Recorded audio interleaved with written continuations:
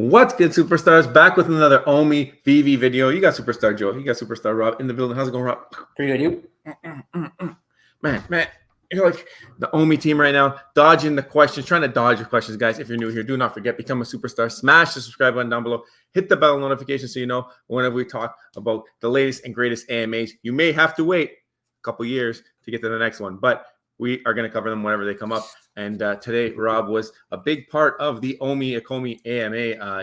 He managed to get up on stage, ask a bunch of questions that we know a lot of you have been looking for answers to. And thankfully, Foster was available to receive those questions, and Puddin' Cheeks was up there as well. So thank you to the Ecomi team for putting on the AMA, long-awaited AMA from the community. People have been asking to hear from the team, and they did just that today on September the 18th. So guys, if you're also new here, you can also become a superstar VIP, $2.99 a month. Hit the join button down below. Get one of those stars next year and level up through the stars. Get into the giveaways every single month. You can folloss on X, follow us on Instagram, join the Discord. We do have an Omi chat in our Discord where you can go and talk further about this AMA or anything that you liked, anything you didn't like that you heard over there. But this was an opportunity that a lot of you had, that you could have went up and you could ask a lot of questions. We see a lot of criticisms that come up with the token and with the veve platform and all that stuff. And they provided this platform to a lot of people to be able to come up, ask any questions that you wanted. And luckily, we were able to do so. Rob was able to get up there. So Rob, what did you think of the AMA in general from a high level? And then we'll dial in on some of the key takeaways. Yeah, well, I think it's a really smart thing for Ecomi to start doing. I mean, we haven't seen a lot of these in recent time. We covered both veve and Ecomi, and we have been pretty dark in general. We've been doing videos discussing speculation about how things are going to go in terms of regulations, discussing how we think that Omi is being completely ditched from the veve app for regulation reasons. But we know that the stacker, which is a third party that's going to give MCP points, like we've been talking about all these different things. And I think that ultimately one of the best ways to community manage is communication. So I think that Ecomi has we're going to go into it. They have a long way to go to improve communication. But one big step of that is absolutely AMAs. And I had a chance. I mean, it's an open format. I had more questions, but you can't just go in there, I guess, and just only ask all the questions. So I was able to get 4 of them in, which I was happy about. And I think some of the answers, Foster did a great job, I think, coming up with responses. And when he didn't really want to talk about something directly, for example, the veveverse, he brought it to other things that are known right now. Maybe he can't discuss certain stuff. So some of my questions, I think, weren't directly answered, and we'll get into that. But I think they got to do more of this. I think this should be at least every 2 months. He mentioned potentially doing it monthly, which is fine. I mean, I think the more the merrier. And you can make them shorter. I thought it was only going 1 hour. I was on stage for the whole hour and a half. I'm like, at one point I was at Walmart with my phone. But yeah, like I think they got to do this at least more regularly. They cannot continue doing every quarter or every 6 months. And they did mention that they plan on doing it more often. Hopefully they do. Yeah, I mean, so there's a couple of things, like there's a lot to dive into. If you guys haven't seen it already, it's over on Foster's page, I believe is the way I found it. And you can go there and you can check out the latest space. And it's recorded, which is a good thing because it's for people who maybe were sleeping at the time. I know that obviously it's a worldwide app and worldwide token. So you can go check it out here. It was posted on the 14th, and today it went live. So it's called Omi Hour Reloaded Community Q&A, and that's exactly what it was. So the first thing that stood out, and it was the first question that Rob asked, was regarding roadmaps. He was saying, you guys had roadmaps in the past, and we've seen maybe 1, 2, 3 roadmaps come and go, come and go, come and go. And now we kind of feel like there is no roadmap. He said, are you going to provide an updated roadmap? Now, the reasoning behind that question that we developed there is that people bought the token based off of this guidance that we got in original roadmap in the white paper, next roadmap. And then we also had that OUP slideshow thing that Reese and Puddin' Cheeks did. And this is something that people would look at a token and say, look, this is their plan. We're going to buy the token based off of this plan. So now that there is no longer a valid roadmap out there publicly, we thought it was a valid question to ask. Do you plan to release an updated version of this roadmap? And the answer that we got was that there is priority list out there for this year, but it's not necessarily the full-blown vision for the platform or for the token. And then Rob further asked down the line about Nestor's comments to that degree, where he said that on his way out the door, Nestor said, Dr. Profit is the only one with a vision for the OMI token. So you guys definitely got to go check out this AMA, because they got into that. They responded to that question as well. But the one thing that really, really didn't leave a great taste in my mouth is that it didn't sound like they have a plan to release a roadmap where you can see what the token will be doing and how those old roadmaps will compare to the new one. Like we understood from Foster that there are things that were in those old roadmaps that are still valid. What are those things? We know only of a couple of them, but what's on the table still, what's not on the table still? I think that needs to be clarified. And I think this is the thing, though. They will not be doing that. I think they said they're going to be rolling out communication soon in little bits. And part of the reason for that was because if they give too much information up front, you end up in a situation where regulation that may be coming may then end up forcing you to change what you said you're going to do. And I think that's the main reason they're not putting out a roadmap, is because they're concerned, like how it has already happened twice, that the regulations are going to then prevent them from being able to do and deliver something the way that they said they wanted to do it. And it was a common theme. It came up on a later question. Someone even was referring back to the roadmap with the white paper gamification discussion. One guy was saying, I have friends that want to know more about OMI. I have nothing to send them. They keep sending me old stuff here and here. And Foster did recognize that that was a problem. I think Putin was given the 102. So I think they know that they have a bit of a problem with the communication of that. And I think that they will likely work on improving it, but I don't think we're going to get a true roadmap. So what I would suggest to them, and again, we're not in this open conversation format. It's a Q&A. You ask your question to give the answer. You only have time to ask the next question. But if there was a feedback AMA, I think one thing I would say is that they should go back to that original roadmap, which is the white paper, and literally just redline it. And even if you can't make if you don't want to say we will be doing this now, I think they should at least go into that white paper and be like, this is no longer the case. This is no longer the case. This is no longer the case. And just put it to bed, put it online. And then that way everyone knows, because I remember when we got into OMI really early on in 2022, when we were starting to explore this project, we relied on that white paper before we made any purchases. We used that white paper as a guide to then buy OMI. If that white paper didn't exist, we would not know as much about it. We may not have decided to do it. So, and I think that Ecomi really should get that white paper, redline it. And I think they know they got to give better communication for what they plan on doing it going forward. But they said, Putin even mentioned this, you're probably going to just get it as it comes.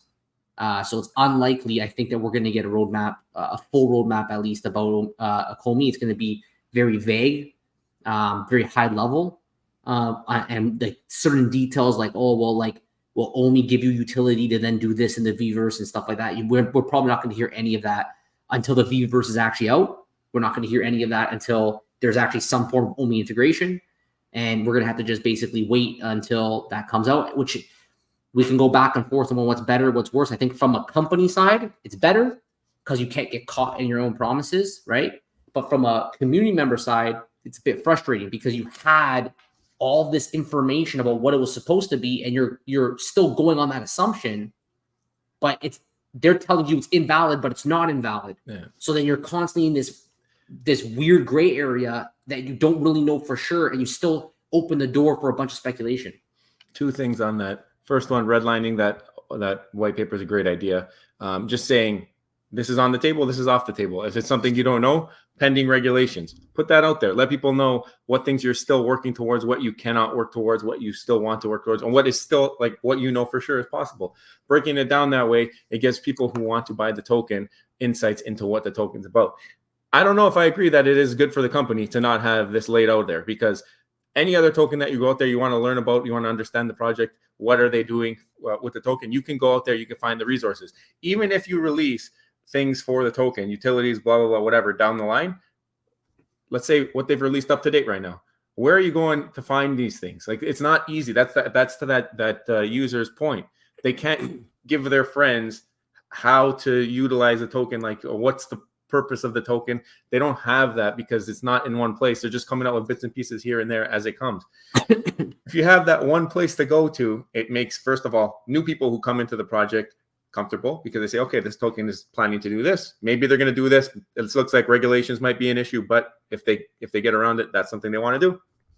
These are things that they were going to do, they cannot no longer do. It's the clarity. It's the communication. It's the clarity that will help the company, I think, on that side. The user, then the people who have already bought now, obviously they want to know what's coming up in the future, but may not get that. But whatever does come out, where are we putting it in a one-stop shop that we can understand what this token is about? I mean, a Medium article or a one-page thing on the VV website, I don't think is going to cut it. I think you got to have a go-to white paper or roadmap or whatever place that this says, this is OMI, this is what it can do now, this is what we want it to do, and then this is how it might or might not work. So I think I agree with you. Get that red line white paper out there. Very important. Next item is about OMI exclusivity. Rob, why don't you go off on this? So this was a really, really, really important one, I think, because that's another thing that was very attractive to a lot of people about OMI, is that it was supposed to be the VV coin, right? Like, that was going to be the ecosystem of VV. There was speculation that OMI would be exclusive in the VVverse and that only OMI could be used for transactions. This would bring demand to the OMI tokens. That's why I asked directly about that. I'm like, we saw the loss of OMI exclusivity in VV. Yeah. How about the VVverse? Is it going to also translate to there? Can OMI, is there an opportunity to have OMI as the main coin within the VVverse? Because that'd be pretty cool, right? If you're an OMI token holder, that's great. You don't need to buy your OMI now to do transactions in the VVverse. And it was a non-answer. He said that, VVverse isn't even out. So instead, the response from Foster was that Stacker, for example, right now is exclusive for OMI to buy OMI to NFT. So you can't buy NFTs with other crypto. Although he did mention that there will likely be plans in the future to change that, and that probably it's going to be all crypto to purchase, but the burns would have to be an OMI. So they'd have to come up with some way that if you buy with Bitcoin, that transaction fee has to be burnt in OMI. So they have to take a portion of that Bitcoin, go convert it to OMI and burn that OMI, right?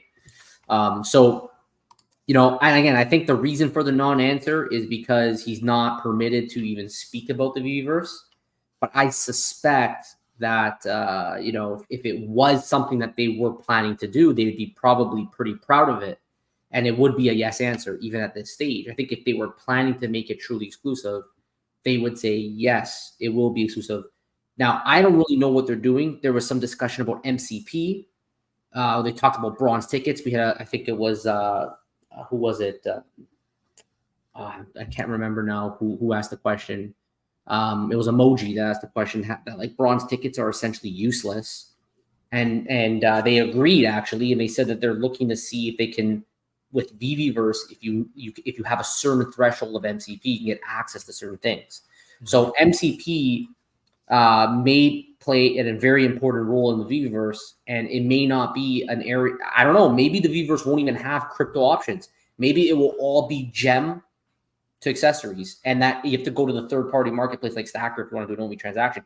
It could be that, but I just had a feeling that it's not going to be an exclusive coin in the VVverse, which I think is a big loss for OMI token holders. On the flip side, the items that you would probably buy in the VVverse should link to the Stacker. So I think Stacker could link to VV, which can also link to the VVverse. I was shocked by this response on this one. I'd be honest with you, because like from day one when we were on this platform, everybody's been looking for OMI to NFT. I know that it existed at one point before our time, and it just seemed like it was something that was going to be exclusive. And then when they went to the third party through Dr. Profit, it seemed to me even more so that it could be regulated because everything's through a controlled secondary closed ecosystem of Stacker.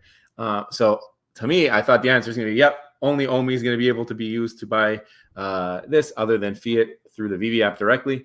So when the answer was, oh, we're not sure if they're going to integrate other cryptocurrencies, But if they do, we're going to make sure that the portion of the sales will somehow burn OMI directly.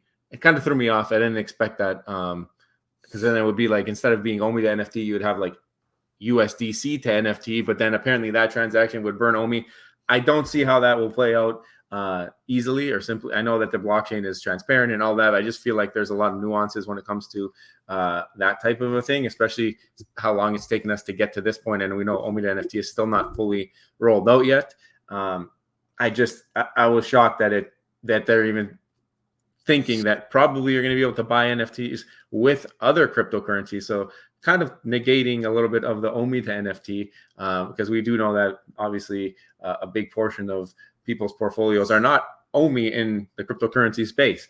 And if that's a targeted audience that you're going for, are they going to really ever cater towards going to OMI if they already have some of these other currencies in their wallet? By having exclusivity, you kind of force people to have to buy the OMI token to then use for the platform. So it's a little bit different of a takeaway than I expected from the AMA, and that's one of the reasons we asked the question, because we didn't know for sure, and now we don't know for sure, but we didn't get that like closure that it's only going to be OMI, having it through Stacker, and it's something that I just didn't expect. You're right. I mean, you want to make OMI the thing you need to do OMI NFT.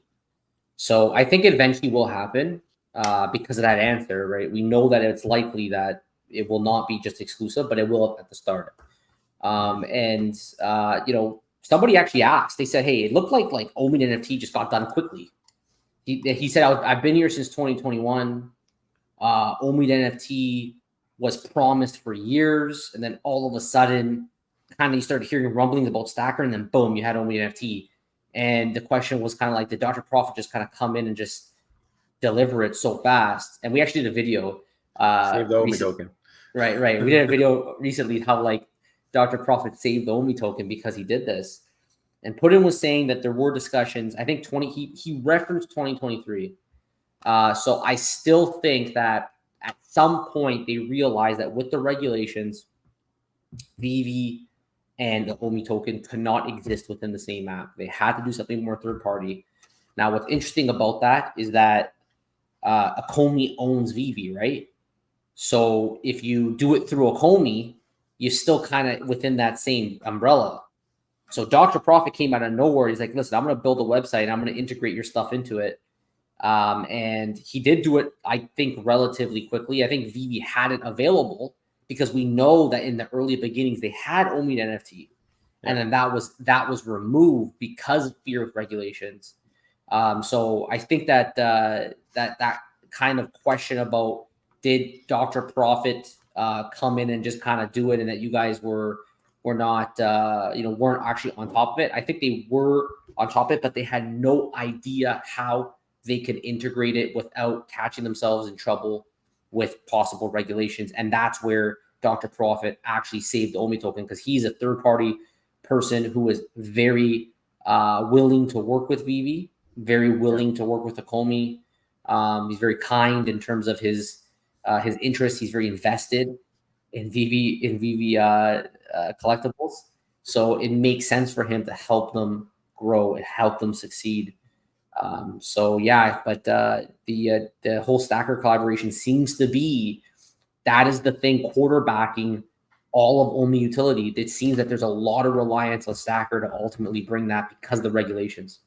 Yeah, and they did mention that partnership was something that opened the door for Base, which is funny because like we know of a couple people in the community who had thought about having OMI on Base prior to the announcement. So I wonder if it was a combination of those people's suggestions as well as Dr. Profit's integration of Stacker to get that done, or where the idea actually came from. Would love to know how that all came together. But it's funny at the timing of everything. So also about the utility, I mean, for the community, right? In general, I mean, it sounded like this community is starving for some kind of a utility for the token still to this day. We understand that there are a beta people for the OMI NFT.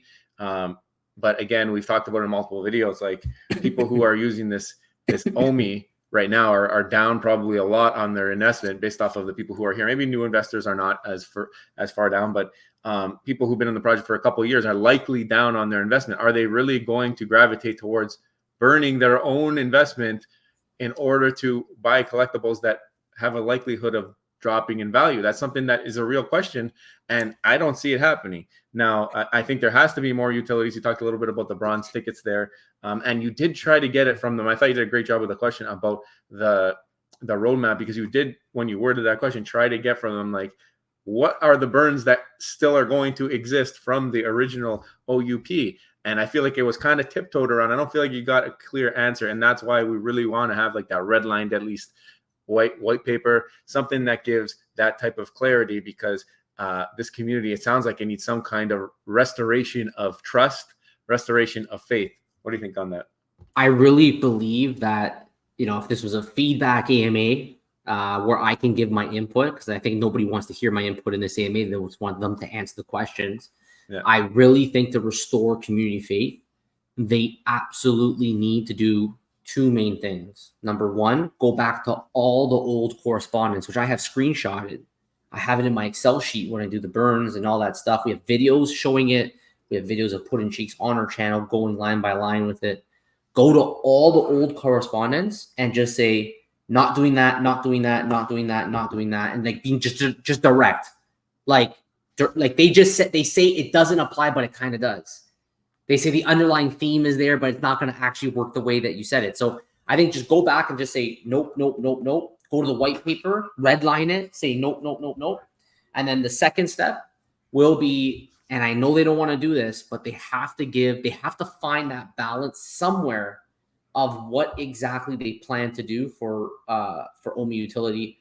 Help me I should be able to understand, like, we have done videos on this stuff for years, and I cannot fully grasp exactly what the plan is and how OMI will exactly give utility. By design, they're not telling us, but I have a feeling they kind of figured it out, and we're going into 2025 here, and there's not a good roadmap. And I know they don't want to do it, but they're going to have to strike a balance and give enough to the community so they can at least understand, and then obviously deliver. Like, that's just like, that's a given. Like, that's non-negotiable. Like, you want to restore faith in a community. Okay, you can talk about roadmaps, you can go back, which is important. By the way, doing AMAs is really helpful too. But ultimately, the ultimate restoration of faith will be simply delivering what people already are expecting them to deliver. Just deliver OMI utility, and I think everything else will fall into place. Yeah, I mean, overall, it was nice to hear from the team again for the first time in a while. Obviously, Puddin' Cheeks, we had him on the channel a long time ago, and he's still around, and he's still actively participating, and he's always got a nice comical voice, that like the way he puts out his tweets and his shorts over there. He's a great dude. So, I mean, excited to see where they go from here if they continue this pattern of AMAs. Really would like to see a lot more people go up and ask questions. I know we see a lot of comments on videos and on X and all this stuff in general, but didn't see as many people as I thought go up to ask those questions. Is that a lack of interest? Is it people are nervous to ask the questions? I know they had the little bubble you can type the questions into, but I mean, Rob needed some company up there, I feel like, in the long run with these questions, because we get a lot of our questions from you guys. So definitely, I think always a great opportunity whenever they provide these spaces to go up, ask the questions that are burning in your heart. And hopefully we do get some more answers in the future, and hopefully they watch this and they can implement some of the things that we're hoping for towards that OMI roadmap, and we can go from there. Yeah, I hope they do more AMAs. I'll likely be attending more AMAs. I'll likely be going up to ask more questions, so keep doing them.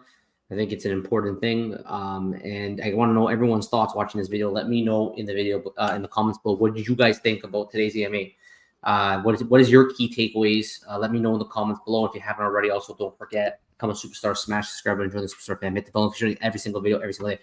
Thank you to our VIPs, 200 months, star beside your name, answer special giveaways. Guys, thank you so much. Take care. See you next one. Bye. Bye.